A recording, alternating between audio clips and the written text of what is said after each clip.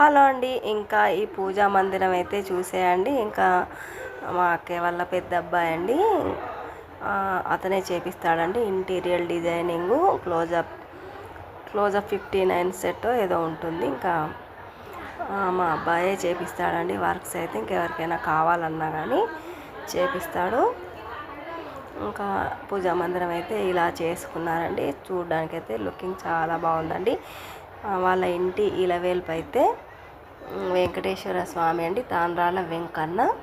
ఇంకా చక్కగా వెంకటేశ్వర స్వామి బొమ్మలతో చక్కగా ఇలా గణపయ్యలతో పూజ రూమ్ అయితే ఇలా డిజైన్ చేసుకున్నాడండి. చాలా బాగుందండి.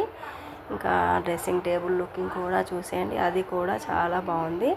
మరి థ్యాంక్ యూ ఫ్రెండ్స్. మాను కేర్ ఆఫ్ సీను ఛానల్ని సబ్స్క్రైబ్ చేయండి, లైక్ చేయండి, షేర్ చేయండి. నెక్స్ట్ వీడియోలో మళ్ళీ కలుద్దామండి.